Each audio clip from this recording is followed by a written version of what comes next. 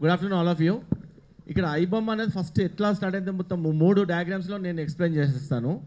ఒకటేమో ఐబొమ్మ అనే వెబ్సైట్ని ఎట్లా తయారు చేసి ఎట్లా దాంట్లో అప్లోడ్ చేశారు ఒకటి. దెన్ ఐబొమ్మలో ప్రాసెస్ ఎట్లా జరుగుతుంది అనేది రెండో డయాగ్రాము. దాని తర్వాత ఈ ఐబొమ్మ ప్రాసెస్లో మూవీ స్ట్రీమింగ్ అయ్యేటప్పుడు అతనికి రెవెన్యూ ఎట్లా వస్తుంది అనేది మూడో బొమ్మ. సో నేను 3 బొమ్మలలో నీకు ఐబొమ్మ గురించి మొత్తం చెప్పేస్తాను. ఫస్ట్ బొమ్మ, ఫస్ట్ డొమైన్ రిజిస్ట్రేషన్ అంటే ఐబొమ్మ ఆర్ బప్పం.com ఐబొమ్మ.com అనేది ఫస్ట్ డొమైన్స్ ఉంటాయి. డొమైన్ రిజిస్టర్ అనేది కంపెనీస్ ఉంటాయి. ఇప్పుడు గోడాడీ అనే కంపెనీ ఎట్లనో అట్లా చాలా కంపెనీస్ ఉన్నాయి, డొమైన్ రిజిస్ట్రేషన్ చేసుకోవచ్చు. ఈ ఫస్ట్ ఇక్కడ రిజిస్టర్డ్ ఇతను ఎన్జలా అనేది కంపెనీ ఉంది. ఎన్జలాలో డొమైన్ రిజిస్టర్ చేశాడు. ఈ డొమైన్ రిజిస్టర్ చేయడానికి తన ఈమెయిల్ ఐడి, తన డెబిట్ కార్డు, తన క్రెడెన్షియల్స్ అన్నీ ఇచ్చి డొమైన్ రిజిస్టర్ చేశాడు. దీనివల్ల ఈ డొమైన్ నాది కాదు అని చెప్పడానికి వీలు లేదు. నెంబర్ 1, ఎందుకంటే ఈ ఐబొమ్మ డొమైన్ తనది క్రెడిట్ కార్డు ఉపయోగించాడు, తన ఈమెయిల్ ఇచ్చాడు, తన అంత డీటెయిల్స్ ఇచ్చాడు. సో అతని ఐబొమ్మది అతనిదే. అది ఎక్కడ రిజిస్టర్ అయింది? ఎన్జెలా అనే కంపెనీలో రిజిస్టర్ అయింది. దాని తర్వాత దాన్ని హోస్టింగ్ చేయాలి. ఆ హోస్టింగ్ చేయడానికి వేరే కంపెనీ వాడాడు. అది హోస్టెడ్ ఎట్ ఐపీ వాల్యూమ్ అనేది హోస్టింగ్ కంపెనీ. అంటే అది దీన్ని హోస్ట్ చేస్తుంది. హోస్ట్ చేయడం అంటే చూపిస్తుంది. దాని తర్వాత ఇది హోస్ట్ అయిపోయింది, ఈ రిజిస్టర్ అయిపోయింది, హోస్టింగ్ అయిపోయింది. దాంట్లో సిఎంఎస్ అనే ఒక సాఫ్ట్వేర్ ఉంటుంది ఈయనకి. అంటే కంటెంట్ మేనేజ్మెంట్ సిస్టమ్. ఒక కంటెంట్ని టోటల్గా మేనేజ్ చేస్తుంది. అది ఎట్లా ఎప్పుడు చూపించాలి, ఏ టైంలో నీకు యాడ్ ఇవ్వాలి, ఏ టైంలో ఆపాలి, ఏ టైంలో చూపించాలి అనేది కంటెంట్ మేనేజ్ సిస్టమ్.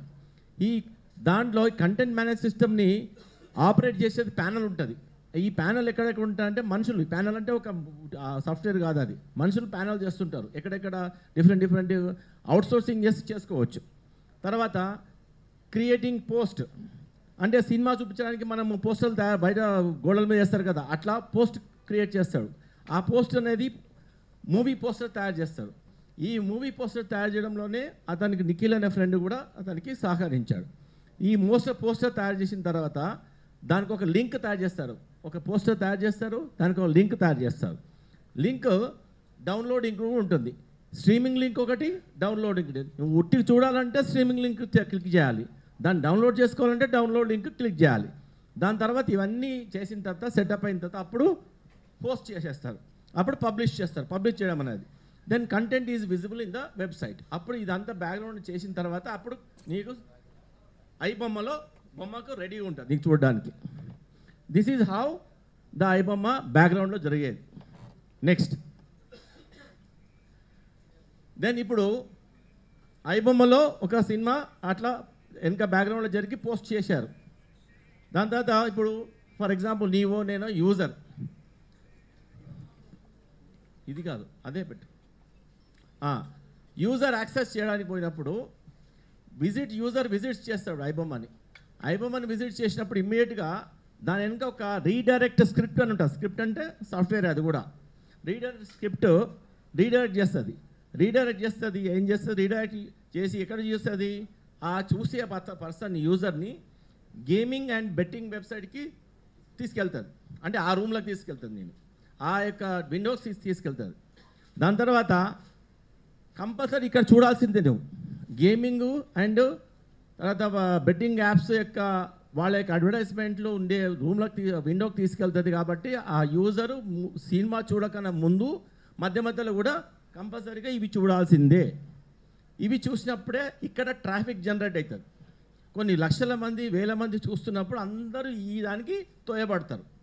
ఈ దానికి తోయబడిన తర్వాత ఈ దానికి తోయబడిన ట్రాఫిక్ని బట్టి అప్పుడు ఈ ట్రాఫిక్ వాళ్ళు, ఈ గేమింగ్ సైట్ వాళ్ళు ఇతనికి పేమెంట్ అనేది ఇంతమంది, 1,00,000 మంది చూస్తున్నారు ఈ సినిమాని అంటే 1,00,000 మంది ట్రాఫిక్ వచ్చింది, 1,00,000 మందికి పర్సన్కి ఇంత అని వాళ్ళు మాట్లాడుకుని ఉంటారు. సో అది ఈ యొక్క యాడ్ క్యాష్, యాడ్స్టెరా అనే ఈ యొక్క అడ్వర్టైజింగ్ కంపెనీస్ ఉంటాయి. ఈ అడ్వర్టైజింగ్ కంపెనీస్ పే చేస్తాయి.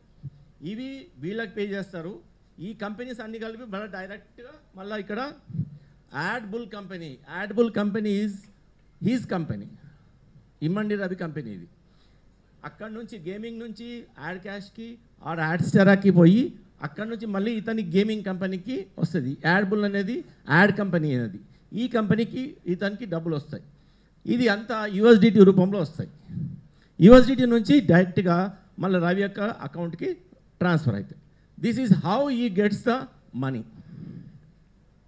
సో ఫస్ట్ ఆఫ్ ఆల్ ఇక్కడ నువ్వు సినిమా చూడడానికి యూజర్ పోయినప్పుడు డైరెక్ట్గా ఫస్టే నిన్ను ఇక్కడ గేమింగ్ సైట్కి తీసుకెళ్తాను.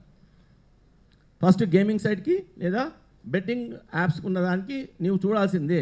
బెట్టింగ్ యాప్స్ గేమింగ్ యాప్స్ ఉన్నప్పుడు నీవు అక్కడ టెంప్ట్ అయ్యి చాలామంది బెట్టింగ్ యాప్స్కి వెళ్ళిపోతారు, కొంతమంది గేమింగ్ యాప్స్కి వెళ్ళిపోతారు. వెళ్ళిపోయి అక్కడ డబ్బులు లాస్ అవుతారు, కొంతమంది ఇంకా ఎన్నో అనర్థాలు జరిగే ఛాన్సెస్ ఉన్నాయి. సో దిస్ ఈజ్ హౌ ఈ రిసీవ్స్ ద యూఎస్డిటీ. ఆ యూఎస్డిటీలో ఉన్న మనీని మళ్ళీ ఇండియన్ అకౌంట్స్లోకి మార్చుకొని కరెన్సీ, ఇండియన్ కరెన్సీ లోపల ఫియస్ట్ కరెన్సీ లోపల మార్చుకుంటాడు.